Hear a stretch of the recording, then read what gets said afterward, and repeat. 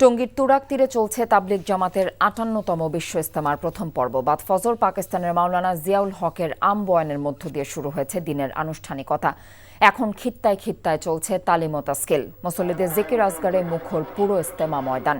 এরই মধ্যে কানায় কানায় পূর্ণ ইজতেমা ময়দান। আজ শুক্রবার হওয়ায় জুমার নামাজে অংশ নিতে ইজতেমামুখী হাজারো মানুষ যে যেভাবে পারছেন নামাজে অংশ নিতে ছুটছেন টঙ্গীর তুরাগ তীরের উদ্দেশ্যে।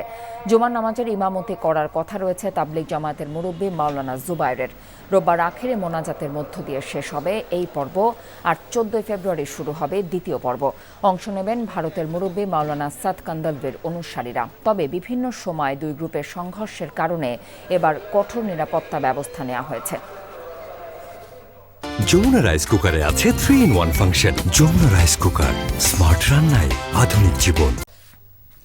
বিশ্ব ইজতেমার প্রথম পর্বের সবশেষ খবর জানতে আমরা সরাসরি যাচ্ছি টঙ্গীর তুরাগ তীরে। সেখানে আমাদের সাথে যুক্ত হচ্ছেন স্টাফ করেসপন্ডেন্ট নাসির আহমেদ। নাসির, বিশ্ব ইজতেমার কি খবর আছে আপনার কাছে? এই মুহূর্তে কার্যক্রম কি চলছে এবং মুসল্লিদের ভিড় আপনি কেমন দেখছেন?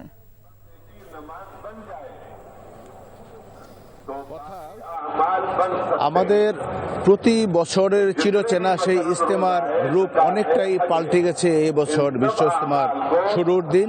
আমরা সকাল থেকেই দেখেছি যে সেই বিশ্ব ইজতেমার প্রচণ্ড মানুষের চাপ, মানুষের ঢল এবং ইজতেমা ময়দানে বাহিরে প্রচুর মানুষ থাকে, রাস্তাঘাটে মানুষ থাকে।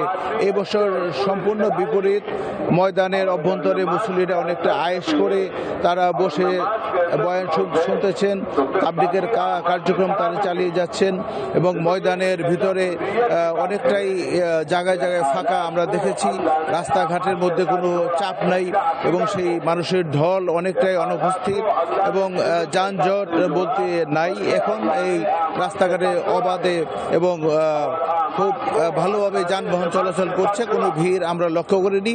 আর যেহেতু সকালে আম বয়ানের মধ্য দিয়ে প্রতি বছরই বিশ্ব ইজতেমার প্রথম পর্ব শুরু হয়, এই বছর তাবলিগ যারা মুরব্বীরা চিন্তা করেছেন যে আমরা চাঁদের মাস অনুযায়ী আমরা আগের দিন সূর্যাস্তের পরে অর্থাৎ গতকাল সূর্যাস্তের পর থেকেই তাদের আজকে শুক্রবার দিবস শুরু হয়েছে এবং গতকাল বাদ মাগরিব থেকেই তারা থেমে থেমে আম বয়ান করেছেন এবং আজকে পূর্ণাঙ্গভাবে তাদের আম বয়ান চলছে। এবং আপনি যেটা বলেছেন, মাওলানা জিয়াউল হক এখন আম বয়ান করছেন এবং বাংলাদেশের একজন তাবলিগ মুরব্বী সেটা তর্জমা করে মুসল্লিদেরকে শোনাচ্ছেন। যমুনা রাইস কুকারে আছে 3-in-1 function. Jamuna rice cooker, smart রান্নায় আধুনিক জীবন।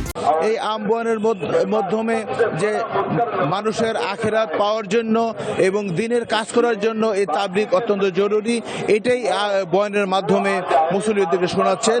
এবং তাবলিগের কার্যক্রম আজকে 3 দিন চলবে, তারপর হবে মোনাজাত। এই ছিল সর্বশেষ অবস্থা কথা।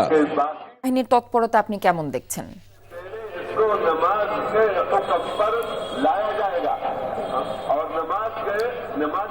নাসির, আইন শৃঙ্খলা রক্ষাকারী বাহিনীর তৎপরতা কেমন দেখছেন? হ্যাঁ, আইন শৃঙ্খলা বাহিনীর এখন গাজীপুর এই টঙ্গীর বিশ্ব ইজতেমা ময়দানকে কেন্দ্র করে 5 স্তরের নিরাপত্তা ব্যবস্থা সাজিয়েছে গাজীপুর মেট্রোপলিটন পুলিশ। 7,500 পুলিশের পাশাপাশি র্যাব, আনসার এবং সেনাবাহিনীর টহল রয়েছে এবং এই খিত্তায় খিত্তায় সাদা পোশাকে গোয়েন্দা নজরদারি অনেকটা বাড়ানো হয়েছে।